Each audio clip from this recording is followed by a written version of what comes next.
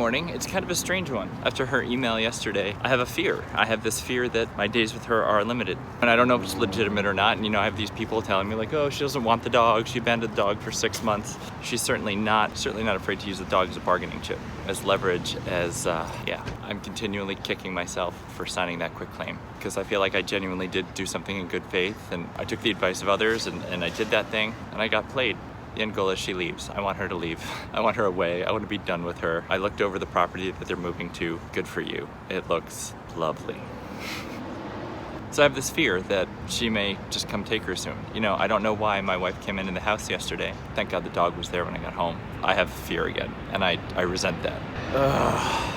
It sucks. I've got therapy today, which I'm excited about, but I gotta go to school, come home, take the dog to the vet, come home, drop the dog up, go back to school, teach another class, come home, go to therapy, and then I'm meeting a friend for drinks. And I think those will be well-earned drinks. I had forgotten that I left the letter in my back pocket. It's a letter from the attorney. You see the pink? I'm just gonna read you that one. Her name is mentioned 4 times, so I'll have to bleep it. You know, no, I won't bleep it. I will just, I'll say she instead. Additionally, she offered to let Ken keep her dog, which is separate property since she owned the dog before she met Ken. Ken has made it clear that keeping her dog is extremely important to him. She made this offer solely as a kind gesture and in the hopes that she and Ken could split amicably and resolve the divorce without conflict. Here's the pink. If Ken decides to aggressively litigate this case, she will keep the dog. Isn't that nice? The entire time, the entirety of this thing, she said, I could have the dog, that the dog is mine. I should have the dog because the dog loves me more. The entire time. And now this.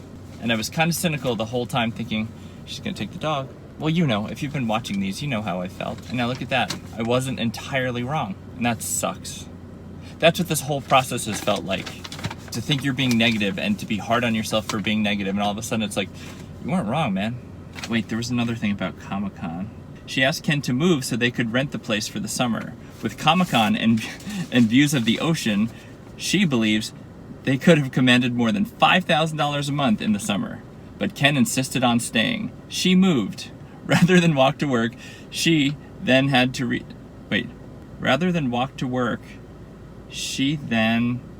relocate and spend hundreds on gas commuting. This is what makes me crazy. Whew, all right.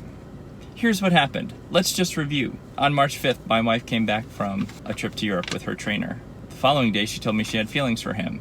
2 days after that, she moved out. She moved in with her friend, my running partner, for 2.5 weeks, until such time as my running partner's boyfriend moved in. Then, my wife moved in with her boyfriend. So 3 weeks after she got back from Europe, she was living with him.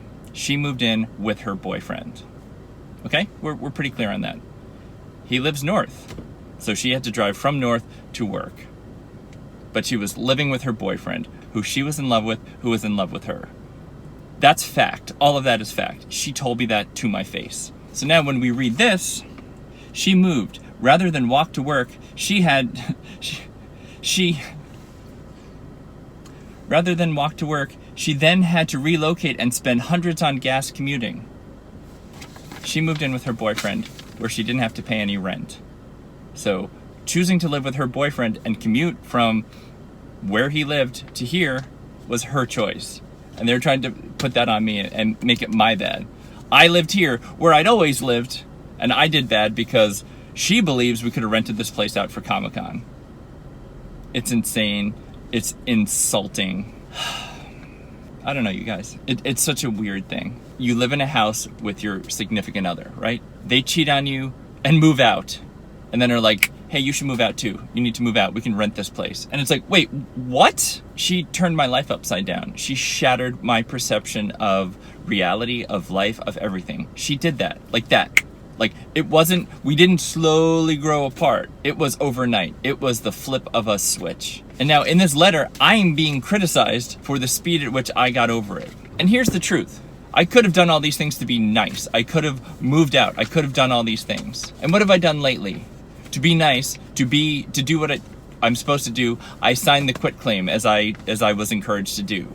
And what happened? The day after that, this comes and it says she's gonna take the dog if I'm not nice. So what good does it do me to be nice in this? It's so insulting how somebody can blow up your life and then criticize the speed with which you recover. Our arrangement was always this. I paid the down payment on the house because I got some money when my dad died. All the money from that came in and went to the down payment. That was my investment in our life. Instead of saving all that for the future, it went in to enable us to buy this house. And she paid the mortgage because she earns more than I do. That's what that is. And now in this letter, I'm being criticized for not paying anything. But that's always been our arrangement. So the fact that she, overnight, flip of a switch, went from loving me to loving him and moving out and making all these changes, it's not fair that it then comes with the expectation of me bouncing as quickly as she bounced. I don't bounce like that.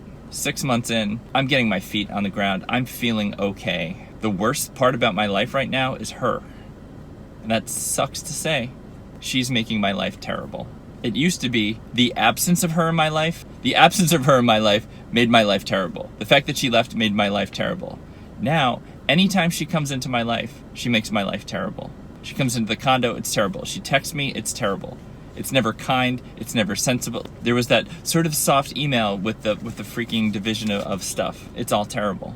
So I want her to leave. I want it done. This is bullshit. This is insulting.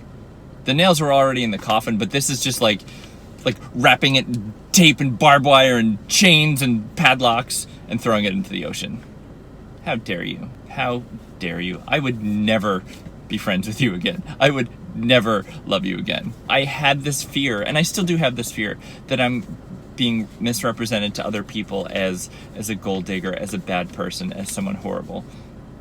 And it's just been this vague, sort of an ephemeral fear. Like, I can't put words to it, but in the future, I'll be represented as, her ex that blah, the divorce was so ugly, blah, blah, blah. But I think this puts words, this makes concrete that misrepresentation. And I think that's why this stings a little, because she's so good at weaving a tale. And this isn't a real tale. This is not a representation of me. So my theme music for the day has been Rosanna by Toto. I don't know why, but it's been so stuck in my head. So I've listened to it, easily 6 times. I don't know, if you need a song for today, try Rosanna by Toto. I think today is gonna be about focus and refocusing. I think it's gonna be very easy to, hey, there's one of my former students. Wait, is he still one of my students? No, he's not. I think it will be very easy today to slip into thinking about how miserable the situation is. So I think it will be work today to just stay the course. Hopefully practice will pay off and she'll stay out of my head. Here's the deal, it's a Friday. I don't know if she works today or not. I mean, she doesn't seem to work that often. God, she was in the house yesterday at 11:15. Most people have jobs to go to. And I woke up in a little bit of a panic this morning because when she has the elevator reserved next week is while I'm at school. And I don't like that. I don't like that she'll be in the house with her boyfriend while I'm at work. It troubles me. And I don't know if I just need to get over it. I don't know how to handle it yet. I guess before we get to that step, we have other things to get through, like dividing up our assets. And you know what? I'm not talking to her for a bit because that dog email yesterday, all that amicability bullshit, putting that in an email, putting a threat like that in an email, fuck you. I'm sorry to swear, but what else can you say? You're a terrible person. You're a terrible, terrible person for doing that, to use a dog as leverage. You should be ashamed of yourself. You should be embarrassed. And if you take the dog, I'm charging you for 6 months of boarding. It's absurd. I'm gonna go do a couple school things.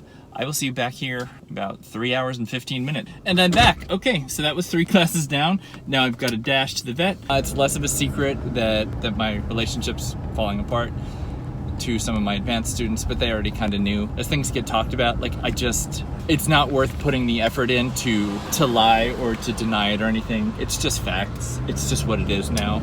I don't think it's professional to complain about your situation to students, but if it comes up, I don't think it's worth being dishonest. It just is that. They know me well enough to know I went through something bad last spring. That's where it's at. I have this odd nagging feeling that I might run into my wife at the condo. I think because she went into the condo yesterday at 11:15 and it's 11:05 now, I'll probably be there at 11:15 getting the dog. I don't know why, I'm probably just being silly, but it just adds to this mounting tension. Tomorrow night's the opening in Solana Beach of Matthew Schlein, the paper artist who I really like. I've got a couple of his pieces hanging at home. He was like, I'm gonna have this opening in Solana Beach if people wanna go. And I'm like, Yes! One of my favorite people. Not that I've ever met him, but it would be cool to meet him in person.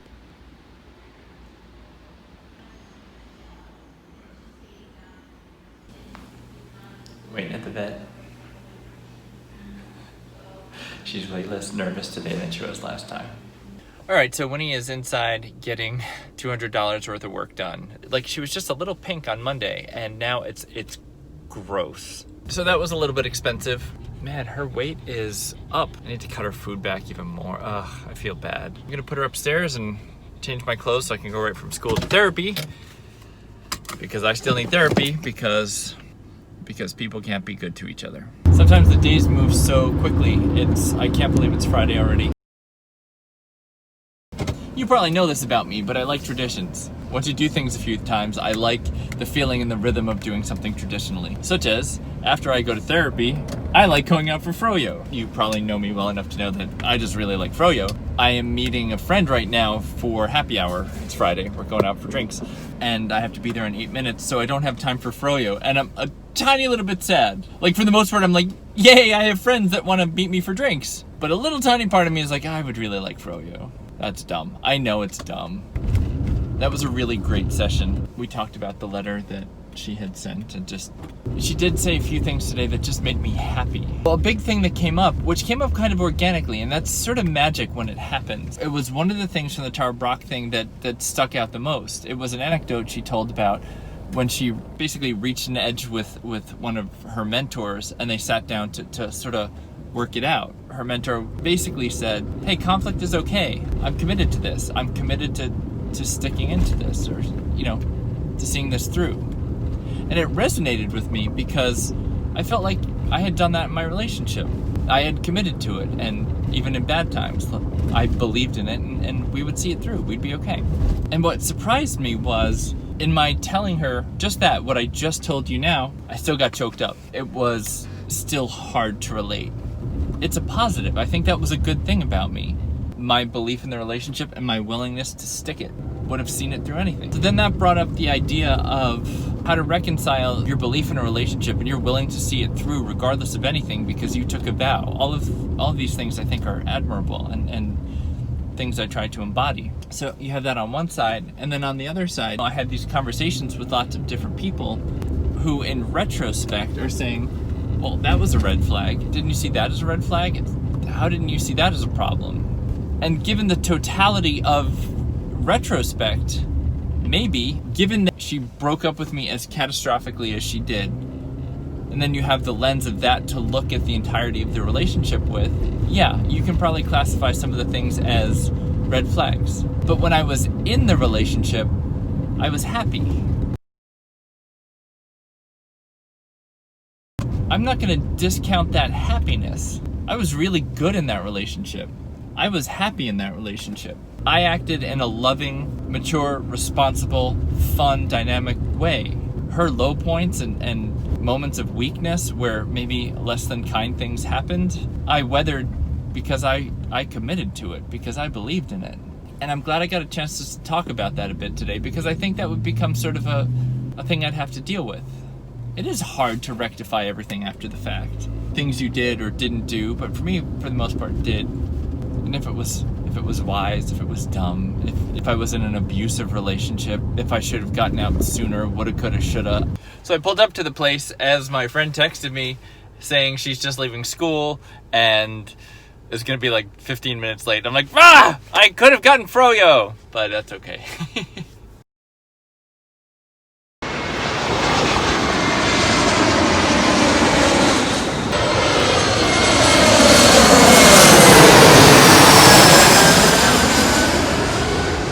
Triple 7 coming in. Oh, cool. That's why we're here.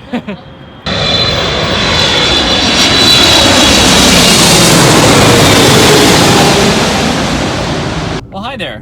What do I have to tell you? I went to Bankers Hill with my friend Anna, and it was great. The happy hour is deceptive because I got a taco of the day. By itself wasn't too expensive. Then I got another one, and then I got a cheeseburger slider, and each of those not crazy expensive. And then we got some chips, and then we got a dessert, but by the time all was said and done, it was like, oh man, we just spent a little bit of cash on happy hour. And then afterwards, we were waiting for the British Airways flight to come in. Not the 747, just the 777. I feel pretty alright. Therapy was really good. I wonder what it would be like to hang out with my therapist socially and just talk like people, like talk about things. It's definitely an ego stroke to talk about me and my stuff and my want. Like it's all about me all the time. And I think she's funny and weird and has a good perspective on things. We talked a little about relationships today, and just I talked about that concept of that quote of like, I'm committed to this thing. She's like, I don't see how that could be a bad thing. If we weren't willing to accept each other as imperfect, none of us would ever be in a relationship with anybody. And I was like, I knew my wife wasn't perfect, but I accepted her for it and I loved her. I felt like we connected on that front. And I mean, maybe that's just, it's like a duh thing. It's like the human experience. Like, yes, like nobody's perfect. And the thing that my wife has done is, it's abnormal. You know, she didn't leave me for someone better. It's not like I'm terrible and he's so much more wonderful. She just left me for other. She walked out on a commitment in the worst way possible. So it's nice to commiserate about that a little bit and she actually said sympathetically, I'm so sorry. She's not apt to say that necessarily, but it was just nice of her to be like, basically this is a shitty thing and I'm sorry you have to go through that. The stubborn part of me still wants froyo.